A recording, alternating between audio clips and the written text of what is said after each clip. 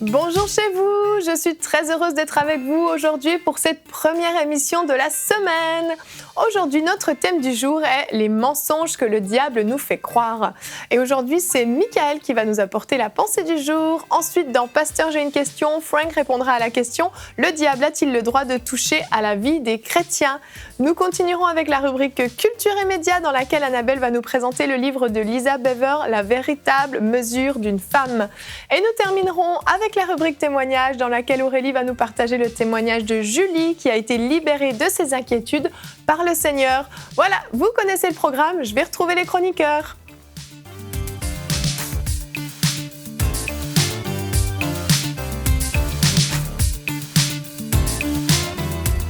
Bonjour tout le monde. Bonjour Evelyne. Vous allez bien aujourd'hui? Oui, ça va. Vous avez passé un bon week-end? Excellent. Un bon culte dimanche? Aurélie, apparemment, c'était excellent. Oui. Oui, c'était génial. Ah, super, super. Apparemment, Frank, chez toi, non. Ouais, ça allait.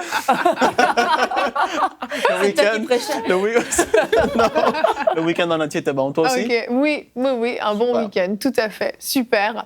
Aujourd'hui, nous allons parler des mensonges du diable, parce que oui, le diable est un menteur, ce n'est pas un scoop, on le sait, mais malheureusement, souvent, on croit ces mensonges. Et c'est là le problème, et aujourd'hui, on va essayer de mettre de l'ordre dans tout ça, et puis à la fin de cette émission, je crois que tout le monde sera capable, ici et à la maison, de discerner ce qui vient de Dieu et ce qui vient du diable. Et on commence tout de suite avec la pensée du jour.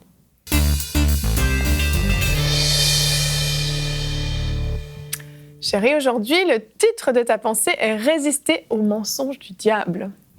Oui, Evelyne, comme tu l'as dit, le diable est un menteur, c'est le père du mensonge, et c'est par un mensonge qu'il a fait chuter Adam et Ève. C'est par un mensonge que l'humanité s'est éloignée de Dieu.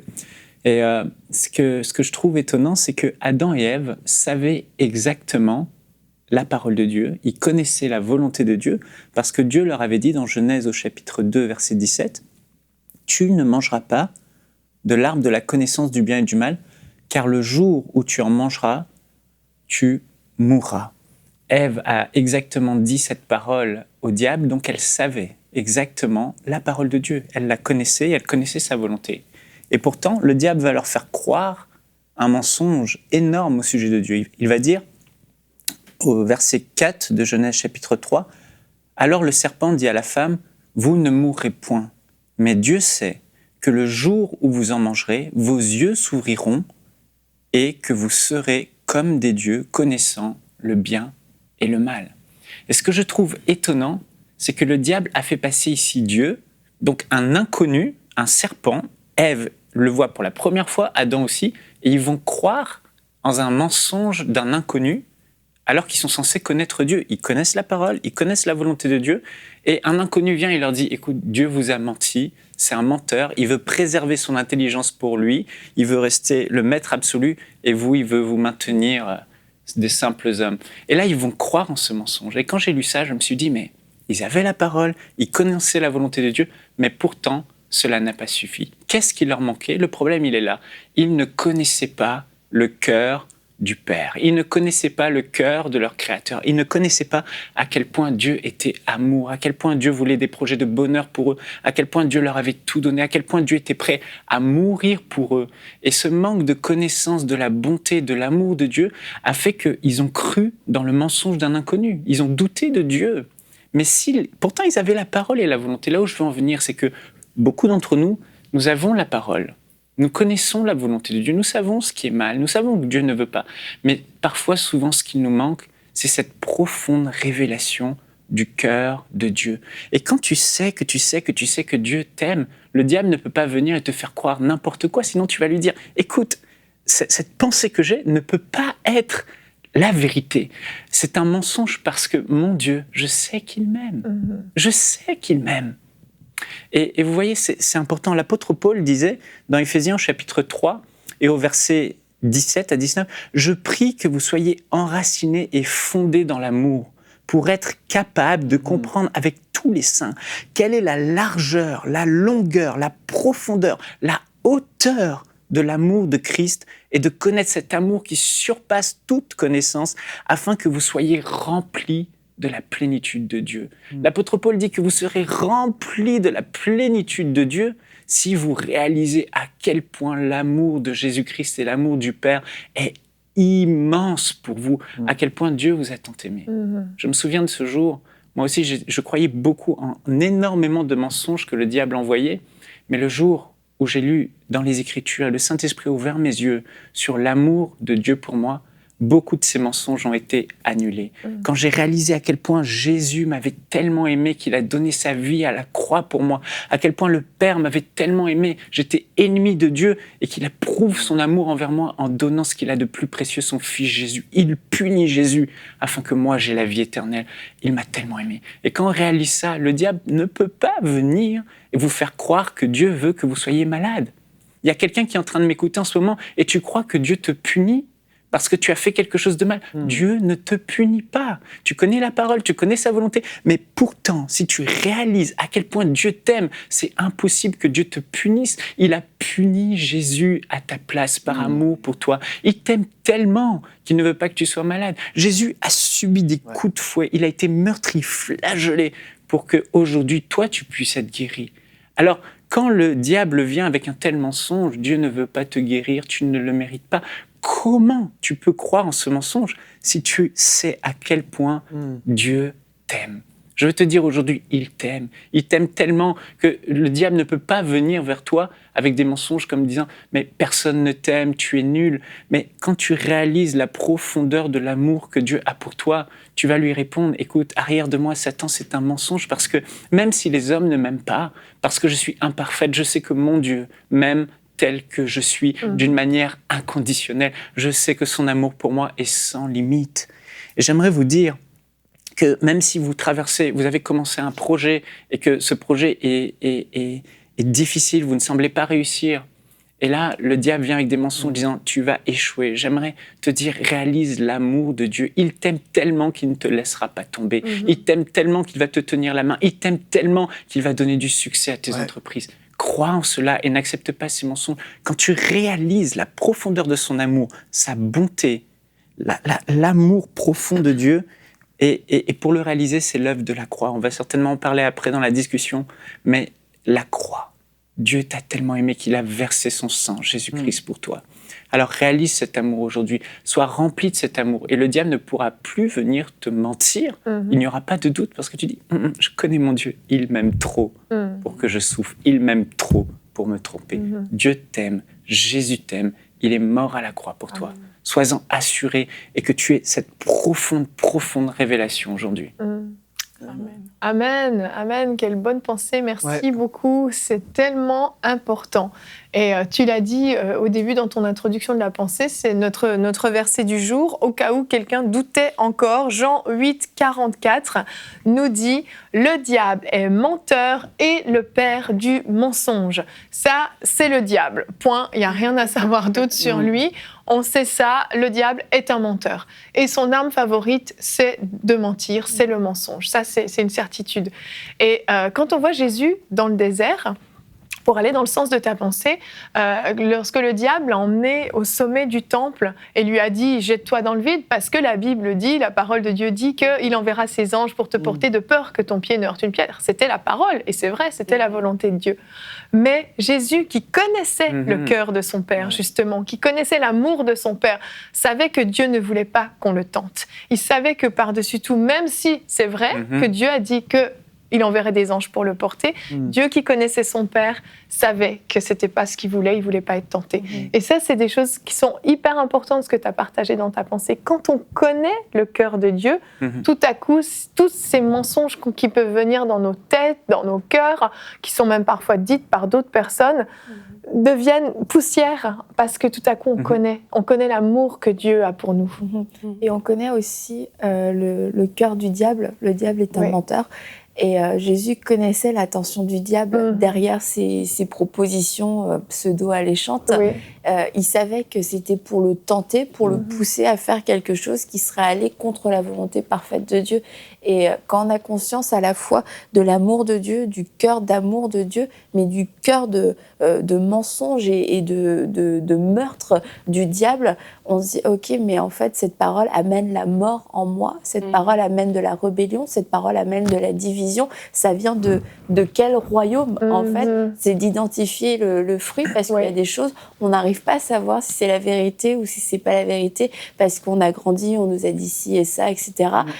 Mais par contre, on peut savoir quel fruit ça a produit en moi. Est-ce que ça a produit la foi ou est-ce que ça a produit l'incrédulité? Si ça produit l'incrédulité, c'est pas Dieu qui est en train de me parler, parce que Dieu aime la foi. Dieu m'a donné la foi, donc Dieu ne va pas tuer ma propre foi. Et je pense que c'est aussi un bon indicateur pour savoir est-ce que c'est un mensonge, est-ce que c'est la vérité, en étudiant le fruit. En étudiant, il n'y a pas besoin d'avoir fait des grandes études, juste en regardant quel fruit. Qu'est-ce que ça produit? Qu'est-ce que ça produit en moi. Souvent, ça va produire de la peur aussi. Les mensonges vont produire de la peur terrible.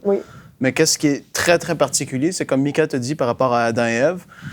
Quand tu regardes Judas, qui a été avec Jésus pendant 3 ans et un peu plus, et tu te dis qu'il s'est arrivé à un moment donné où ce qu'il a cru parce qu'il s'est fait mentir. Par rapport à ce qu'il devait, tu vas livrer Jésus, ci et ça, tu vas recevoir de l'argent. Il a dû faire tout un scénario, et pourtant il a côtoyé Jésus, il a prié avec, il a vu ce qu'il faisait. Et ça nous révèle que tu peux connaître Jésus, mais tu peux quand même croire des mensonges aussi. Tu vois ce que je veux dire? C'est là qu'il faut en venir. Il faut dire aujourd'hui peut-être... Là encore, il ne... Ouais, je n'était pas contredire, mais il n'a pas saisi, il n'a pas connu le cœur de Jésus. Non, mais il était avec lui pareil, parce qu'il y a des gens qui nous regardent aujourd'hui, puis qui pensent le connaître, mais en fin de compte, non. C'est ça, justement. Puis, tout comme Adam et Ève, qui étaient avec Dieu dans le jardin, mais qui ne connaissaient pas réellement le cœur de Dieu. Qu'est-ce qui est arrivé après? Il s'est fait utiliser par le diable, il a cru les mensonges. Après ça, le diable l'a poussé à se tuer. Et tu vois, c'est le cœur du diable pour nous, en fait. Exactement. Il veut voler, égorger, détruire. Puis c'est vraiment fort à quel point tu peux voir ça, comme tu dis. Ça, ce qui est intéressant, excuse-moi, Aurélie, juste ce que Frank dit, c'est vrai, c'est qu'on peut être aux côtés de Jésus sans le connaître. On peut aller à l'église et connaître les versets sans connaître Jésus, sans connaître le cœur qui est derrière. C'est ça. D'où la révélation de la foi dont tu as parlé justement, parce que moi je pense que c'est ça qui fait toute la différence. Parce que si quelqu'un n'a pas cette révélation de la croix et du cœur de Dieu, mais c'est clair qu'on pourra aller à l'église, on pourra faire plein de choses et ne pas justement connaître Dieu. Et moi, je pense qu'il y a peut-être des personnes qui sont en train de nous écouter et qui peuvent se dire « Ah, peut-être c'est mon cas ».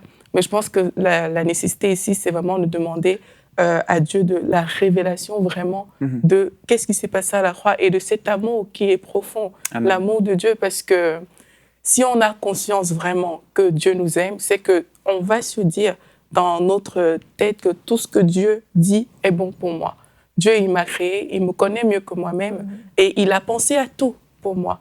Et tout ce qu'il dit est bon et toute autre chose qui ne vient pas de Dieu est forcément mal. Même si c'est mon désir à moi, même si je suis poussée à faire cette chose-là, si elle ne vient pas de Dieu, c'est qu'elle est mauvaise. Mais pour ça, il faut vraiment qu'on ait une conscience profonde que Dieu, c'est OK. Ce que Dieu dit, c'est ça la vérité. Dieu veut mon bien plus que moi-même. Il faut qu'on ait cette conscience-là, mais ça prend aussi de demander à Dieu, Seigneur, donne-moi la conscience de ton amour, la conscience du fait que si toi tu as parlé, si toi tu l'as dit, si toi tu es avec moi, alors je suis au bon endroit. J'ai pas besoin de plus que ça, j'ai pas besoin de moins que ça. J'ai juste besoin de toi et de prendre cette conscience-là. Donc, je pense que c'est quelque chose que, si on sent qu'on n'a pas, mais on peut demander à Dieu. Et c'est des prières qui sont agréables aussi à Dieu. Il prend plaisir à ce qu'on lui demande ces choses-là. Et il prend plaisir à se révéler à nous, à nous révéler aussi son amour. Exactement. Ouais. Comme Aurélie dit, je crois que ce qui est vraiment important, l'apôtre Paul, dans le passage que j'ai lu dans Éphésiens 3, il dit « Je ne cesse de prier pour vous ». Dans ce passage, la clé, on ne peut pas juste lire la Bible et puis se dire je vais connaître le cœur du Père derrière. Le diable va chercher à remettre en question ce que Dieu a dit. On voit que la Bible dit que par les meurtrissures de Jésus, nous avons été guéris. Mais le diable va tout faire pour faire croire aux gens que non, il y a des exceptions et tu es une exception et Dieu ne veut pas te guérir. Et là, il n'y a pas moyen que de défaire ce mensonge, si ce n'est de connaître le cœur du Père. Tu peux pas par des versets dire, on dira toujours oui Paul, oui Job, oui ceci, oui cela. Mais quand tu réalises l'amour de Dieu pour toi à la croix, que Dieu a manifesté à la croix pour toi, tu peux pas accepter, qu'il soit écrit ou pas, tu sais que tu sais que tu sais. On va pas te faire des démonstrations théologiques. Mon Dieu est bon. Comme Pasteur Joël dit, Dieu est bon, le diable est méchant. Point final. C'est simple que ça. C'est ça, c'est que, en fait, l'amour de Dieu, le cœur de Dieu ne peut pas s'enseigner. On peut te le dire, on peut te le démontrer, ça sert à rien. C'est comme l'œuvre de la croix, on avait beau nous l'expliquer avant qu'on soit sauvé, il nous a fallu une révélation. Et c'est la même chose, et Paul le dit dans son verset, que vous ayez la révélation de la largeur, la profondeur, la hauteur de l'amour de Dieu. C'est une révélation qui doit, tout à coup, dans des temps d'intimité avec Dieu, dans des temps proches, des cœurs à cœur avec lui, là, Dieu déverse son amour dans nos cœurs. Et tout à coup, ce qui nous avait été peut-être enseigné, ce qui nous avait été peut-être expliqué, démontré de façon très, très simple, devient une réalité pour nous. C'est Dieu m'aime, parce que Dieu aime l'humanité tout entière, mais Dieu m'aime moi. Moi, qui je suis, moi, avec toutes mes imperfections, il m'aime. Et il a donné son Fils pour moi à la croix. Il a payé le prix ultime pour moi à la croix. Et là, tout à coup, on s'approprie, en fait, ce cœur de Dieu pour nous. On s'approprie l'amour de Dieu pour nous. Et c'est à ce moment-là que cette révélation s'installe. Et on ne peut plus croire les mensonges parce qu'on le sait en dedans de nous. On peut prendre l'exemple d'un fils avec son père. S'il est convaincu de l'amour de son père, est-ce qu'il va croire si une personne étrangère vient lui dire, tu sais, ton père, en réalité, il t'aime pas, puis il projette de te faire ça, de te faire ça, de te faire ça, et puis voilà ce qu'il va te faire. Non, mon père, je le connais, il n'est pas comme ça. Jamais il fera ça. Jamais il fera ça. On peut te dire des mensonges, c'est pareil dans un couple. Si on vient me raconter des mensonges sur Michael, on vient me dire qu'il fait ci, qu'il fait ça, qu'en réalité, en cachette, c'est une personne comme ci ou comme ça. Je connais son cœur, je sais qui il est. Jamais je vais croire ces mensonges. Et c'est cette révélation dont les gens, en fait, ont besoin. Et c'est notre responsabilité, en fait, de repousser les mensonges du diable, justement. Parce que les mensonges, il y en aura toujours. Et c'est vraiment à nous de dire, non, je choisis de ne pas croire à ce mensonge-là parce que je choisis de croire à Dieu. Mais trop souvent, on accepte certaines choses et le doute rentre à l'intérieur de nous. Mais on doit choisir de prime abord. Ça doit être notre premier réflexe. Dès qu'il y a une parole, dès qu'il y a une pensée, dès qu'il y a quelque chose qui semble venir contre ce que Dieu a fait à la croix, contre ce que Jésus a fait à la croix, mais notre première pensée doit être de dire non. De la même manière que, là, tu parlais de l'exemple d'un couple, le premier réflexe de la femme sera de dire non. Et après, elle pourra parler avec son mari ou je sais pas. C'est ça, tu laisses pas les mensonges s'installer en toi et tu commences à méditer dessus. C'est ça, donc c'est non. Et puis, si on a des incompréhensions, allons voir le Seigneur. Seigneur, je ne comprends pas, il y a telle chose que j'ai appris aujourd'hui. Est-ce que ça va dans le sens de ta parole ou pas? Si on a ces incompréhensions, on peut aller voir Dieu et Dieu saura nous révéler son cœur. Il saura nous dire ce qui se passe, mais notre premier réflexe ne doit pas être d'accepter ces mensonges. C'est vraiment de dire non, je m'oppose. Amen. Et un point qui me semble important de réaliser, c'est que la plupart d'entre nous, on va se dire « Oui, mais je sais que Dieu m'aime, je sais qu'il m'aime. » Mais là, ici, l'apôtre Paul parle de la profondeur, de la longueur, de la largeur, de la hauteur. Ça veut dire qu'il y a une dimension de la révélation de l'amour de Dieu. Et on n'y est pas encore. On voit l'apôtre Paul, il avait eu cette profonde révélation, mais on est peut-être à ça par rapport à là. Mais si on est là par rapport à la révélation de l'amour de Dieu, ben, ça va être extraordinaire. Et je pense qu'il faut, comme on l'a dit, la première des choses, c'est de réaliser, je connais pas encore assez profondément à quel point Dieu m'aime. Donc je vais prier, comme Paul. Je ne cesse de prier, de fléchir le genou pour que vous grandissiez dans cet amour. Et là, notre amour va grandir. Dieu va se révéler, va révéler son amour pour nous. Et plus il va le révéler, plus les mensonges du diable seront faciles à éjecter. Oui, vraiment. Et il faut avoir ce désir, comme on l'a dit finalement, d'intimité et de ne pas chercher aussi d'autres médiateurs. Quand on est dans la confusion, on se dit « Ok, peut-être que j'ai cru des mensonges du diable. » Tu vois, t'écoutes l'émission. Est-ce que moi, je suis au clair dans ma doctrine ? Et aller chercher encore d'autres enseignements, encore d'autres choses qui vont nourrir peut-être encore plus cette confusion parce que un tel m'a dit ça, puis le témoignage de trucs, et puis le témoignage de machin.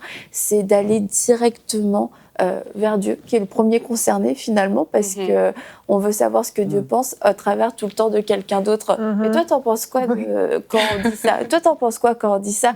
Et on veut savoir connaître la vie de Dieu sans jamais aller à lui.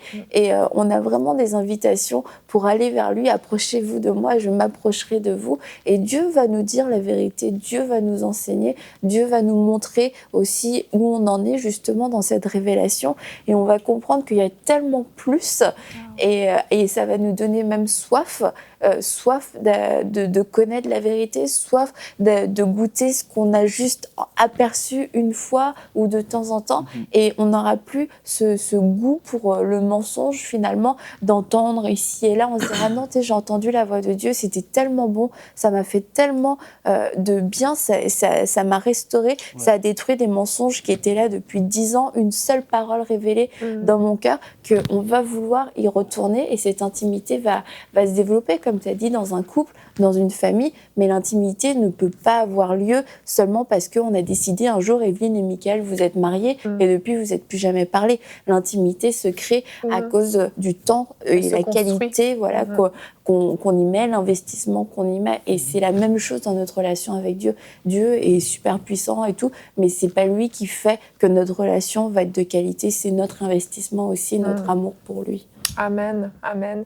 Et dans la rubrique « Pasteur, j'ai une question », on nous a posé une question. Fred de France nous a demandé « Le diable a-t-il le droit de toucher à la vie des chrétiens ?» Frank, c'est toi qui vas répondre à une question qui n'est pas si simple que ça quand même. Non. J'imagine que tu Les gens, ils ont des grandes questions.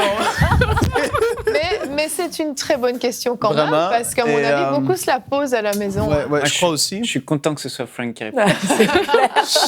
Il va bien répondre. Il faut vraiment... En tout cas, Fred, on va commencer ensemble. On va commencer avec le point, si le chrétien vit volontairement dans le péché. Là, vous allez dire, mais si un chrétien vit volontairement dans le péché, est-ce que c'est vraiment un chrétien? Si quelqu'un, ça fait longtemps qu'il marche avec le Seigneur, et puis là, il a chuté, ou peu importe ce qui arrive, il vit dans le péché, et il sait que c'est mal, et il le fait. Tout de suite, on va dire oui, parce que Romains 6,16 nous dit « Ne savez-vous pas qu'en vous livrant à quelqu'un comme esclave pour lui obéir, vous êtes esclave de celui à qui vous obéissez, soit du péché qui conduit à la mort, soit de l'obéissance qui conduit à la justice. Si tu vis dans le péché volontairement, tu es sur le terrain de jeu du diable et il a le droit de te toucher. Et ça finit là, point final. Les gens doivent le savoir. Il y a beaucoup de jeunes et de jeunes adultes qui sont des fois dans des situations difficiles avec des copines, des ci ou ça. Et puis, oui, si tu vis dans le péché, le diable a le droit de te toucher parce que tu t'es rendu esclave de lui, en fait. Et puis, c'est lui ton maître. C'est lui qui va pouvoir agir dans ta vie. Par contre, maintenant, il y a beaucoup de personnes qui, je l'ai entendu souvent, évidemment aussi, vous tous, je crois, beaucoup de personnes vont dire tel frère a le cancer ou telle sœur a ça, le diable a attaqué. Des fois, oui, mais ma conviction personnelle, c'est que c'est pas toujours le diable qui est arrivé pendant la nuit, qui l'a touché, qui a mis le cancer en elle. Il y a des gens qui vont penser ça. Le diable, tout de suite, attaque cette personne-là. Si on dirait ça, ben le diable, dans le fond, il voudrait tous nous tuer, en fait. Il le mettrait sur tout le monde. Fait qu'il faut avoir la sagesse là-dedans. On peut pas...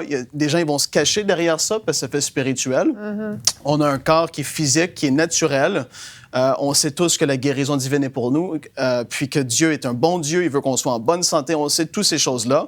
Parfois, il peut arriver quelque chose. On a vu des grands hommes et femmes de Dieu qui sont tombés malades, puis des fois, ils s'en ont sortis, d'autres fois pas. Mais ça ne veut pas dire que c'est le diable qui a touché à leur vie. Parfois, c'est le corps physique, tout simplement, qui a mal fonctionné. C'est arrivé comme ça. Ça, je veux clarifier ça parce qu'il y a beaucoup de chrétiens, je crois, qui vont se dire... Mon enfant est malade, c'est le diable qui nous a attaqués. Des fois oui, des fois non. Et moi, j'ai ma conviction personnelle, je peux pas dire c'est toujours le diable, c'est pas ma conviction. Et dans la parole, on peut pas prouver ça non plus. Mais par contre, où est-ce que le diable va attaquer des chrétiens? Et ça, c'est quelque chose qui est clair. Jean 16, 33, « Je vous ai dit ces choses afin que vous ayez la paix en moi. Vous aurez des tribulations dans le monde. Alléluia! Mais prenez courage, j'ai vaincu le monde. » Le mot « tribulation » ici veut aussi dire, dans des versions, Fred, affliction, oppression, souffrir. Vous allez vivre ces choses-là parce que le diable est notre ennemi. On est dans une guerre, il y a une guerre spirituelle qui est là. Il veut pas qu'on sauve des âmes. Et quand tu regardes dans le livre des Actes et même dans les évangiles, tout ce que Jésus a promis, en tout cas à ses chrétiens, à ses disciples et aux chrétiens, il avait dit, vous allez être persécutés. Et puis, au travers de la persécution, le diable peut attaquer des vies des chrétiens. Et ça, on le voit aujourd'hui de nos jours aussi dans certains pays. Peut-être que vous êtes aujourd'hui, mes frères, vous êtes en France, donc ça devrait relativement bien aller. Mais le diable peut persécuter au travers de parfois nos frères, nos sœurs, nos parents, différentes personnes. Il va essayer de nous atteindre. Là, on ne parle pas juste physiquement, mais est-ce qu'il a le droit de nous attaquer? Il va essayer au travers de la persécution. Et on va lire quelques passages ensemble. Acte 5, verset 40. Ils se rangèrent à son avis, ayant appelé les apôtres, ils le firent battre de verges, ils les défendirent de parler au nom de Jésus et ils les relâchèrent. Les apôtres se retirèrent de devant le Sanhédrin, joyeux d'avoir été jugés dignes de subir des outrages pour le nom de Jésus. Acte 9, 15. Mais le Seigneur lui dit, « Va, car cet homme est un instrument que j'ai choisi pour porter mon nom devant les nations, en parlant de l'apôtre Paul, devant les rois, devant les fils d'Israël, et je lui montrerai tout ce qu'il doit souffrir pour mon nom. » Romains 8, verset 35. « Qui nous séparera de l'amour de Christ, comme on l'a vu au début? Serait-ce la tribulation, l'angoisse, la persécution, la faim, la nudité, le péril ou l'épée? Selon ce qu'il est écrit, c'est à cause de toi qu'on nous met à mort tous les jours. Qui nous regarde, qu'on regarde comme des brebis destinées à la boucherie. » Hébreux 11, 35. « Des femmes recouvrèrent leur mort. Par la résurrection, d'autres furent livrés au tourment, n'acceptèrent point la délivrance afin d'obtenir une meilleure résurrection. » Verset 36. « D'autres subirent les moqueries et le fouet, les chaînes, la prison. Ils furent lapidés, sciés, torturés. Ils moururent tués par l'épée. Ils allèrent çà et là et vêtus de peau de brebis et de peau de chèvre, dénués de tout, persécutés, maltraités. » Et c'est pas souvent prêché, mais je peux continuer. Il y en a d'autres. Hein? J'ai encore un petit peu de temps. Mais Jésus a dit à ses disciples, « Les gars, je vous envoie comme des brebis parmi les loups. » Et c'est ultra décourageant, mais il l'a dit quand même parce qu'il avait dit, vous allez avoir des difficultés. Et le diable va essayer de vous attaquer. Vous êtes des brebis, puis vous en allez parmi les loups. Donc, est-ce que le diable a le droit d'attaquer des chrétiens, toucher à des chrétiens au travers de la persécution? Oui, et il va le faire jusqu'à la fin. Ça, c'est sûr et certain. Si un chrétien vit dans le péché, il est sur le terrain de jeu du diable, le diable va l'attaquer, c'est sûr et certain, parce qu'il veut voler, égorger et détruire. Jean 10, 10. Et puis, comme j'ai dit tout à l'heure, est-ce que c'est toujours le diable qui attaque lorsque la maladie frappe? Pas toujours. Ça, j'ai pas de conviction personnelle pour dire ça. Et comme j'ai dit, la parole non plus, on voit pas ça. Parfois, Jésus, il a guéri la belle-mère de Pierre, elle avait la fièvre, il n'a pas chassé de démons forcément là, mais d'autres fois, oui. D'autres fois, c'était des mauvais esprits qui étaient là, et c'était le diable qui attaquait la vie des enfants, qui étaient sourds, muets, esprit de surdité sort, ça quittait. D'autres fois, il ne chassait pas forcément d'esprit. Mais en tout cas, tout ce qu'on peut voir par la parole, c'est le diable va essayer de toucher les chrétiens au travers de la persécution. Je crois que Fred, il a eu une réponse... C'est ce que j'allais dire. C'est ce que j'allais dire. Fred, je pense que vous avez eu une bonne réponse. Merci beaucoup, Frank. Ça fait plaisir. Frank à Fred ou à Fred. Ouais. Merci, Frank, c'est gentil d'avoir pris le temps de répondre à cette question qui n'était pas facile. Nous allons continuer maintenant avec la rubrique Culture et Médias.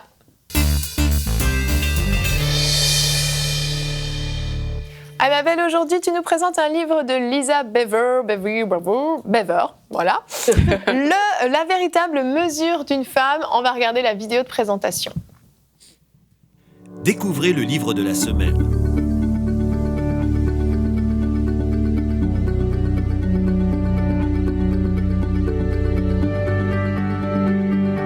Disponible sur maboutiquechrétienne.com. Alors oui, super livre, La véritable mesure d'une femme, Lisa Bever, qui est la femme de John Bever, est aussi une auteure, une grande auteure à succès. Et dans ce livre, elle parle beaucoup de l'identité, en fait. Notre identité, bon, c'est sûr, c'est plus pour les femmes, mais bon, ceci dit, il y a des principes qui s'adressent aux hommes et aux femmes. Notre identité, beaucoup. Et là, elle parle de la mesure exacte. Nous recherchons une mesure exacte qui équilibre la vérité et la valeur. Elle doit être pure, incorruptible, solide et éprouvée. Et il existe une seule source pour trouver ce genre de mesure. Elle se trouve dans le trésor du conseil et de la sagesse de Dieu. Et une fois que nous découvrons cette mesure, nous devons l'utiliser pour être certaines de ne plus jamais être vendue à une valeur inférieure. Et elle poursuit, cette mesure est la vérité, car c'est la vérité de Dieu qui nous libère, calquons notre recherche de la vérité sur la quête de Salomon. Et bon, là, nous on dit comment Salomon, justement, à travers la sagesse, a découvert quelle était la vraie vérité. Et je voulais juste lire ce petit passage-là pour comprendre la véritable mesure d'une femme. C'est parce que souvent, on va croire des mensonges du diable par rapport à notre valeur, par rapport à notre identité, parce qu'on utilise une mauvaise mesure, tout simplement. Et la seule mesure acceptable est la mesure de la vérité, finalement. Je vais vous lire un autre petit passage de son livre. Il y a beaucoup d'anecdotes dans son livre. C'est une maman de 4 enfants, de 4 garçons. Donc, vous imaginez qu'il y a beaucoup d'anecdotes à raconter. Donc, c'est très transparent. Il y a plein d'histoires. On se retrouve. C'est vraiment... c'est drôle, en plus. Il y a vraiment des histoires drôles. Ah oui, c'est ça que je voulais dire. C'est qu'à chaque fin de chapitre, il y a des questions. En fait, elle revient sur son chapitre et elle pose des questions personnelles aux femmes. Avez-vous été jugée par votre apparence? Était-ce frustrant? Mettez-vous votre confiance en ce qui est extérieur ou intérieur? Et elle-même raconte des anecdotes, comment elle a pu se sentir jugée quelquefois, mais aussi comment elle a jugé certaines femmes quelquefois à cause de certains aspects extérieurs, de la réussite, etc. Et donc, ça permet de faire le point. Où on en est? Est-ce que ça me concerne aussi? Parce que quelquefois, on se met un petit peu au-dessus de tous ces témoignages et puis finalement, on se rend compte qu'on n'a pas forcément la bonne mesure non plus.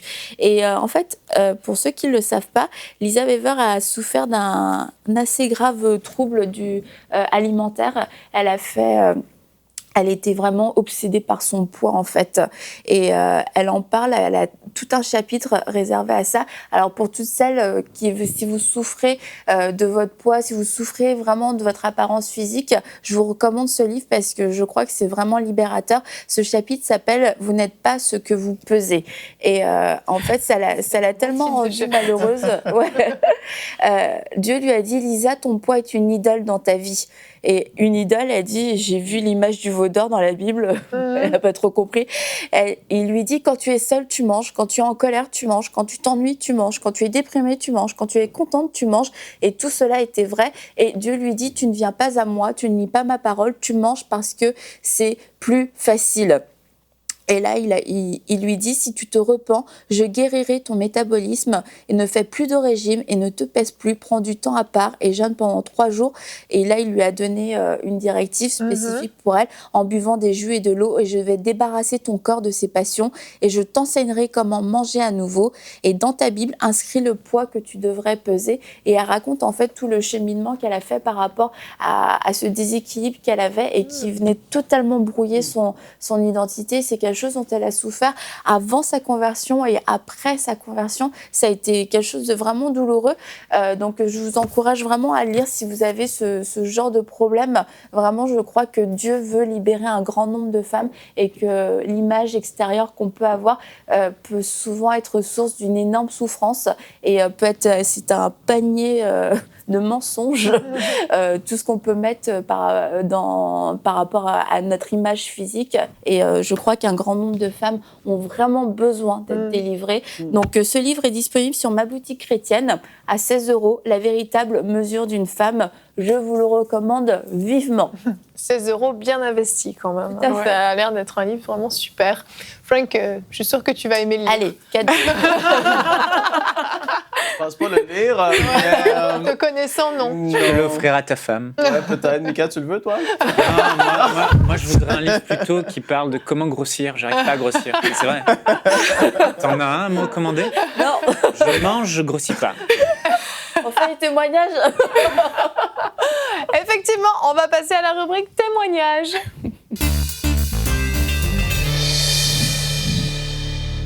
Aurélie, aujourd'hui, tu nous partages le témoignage de Julie.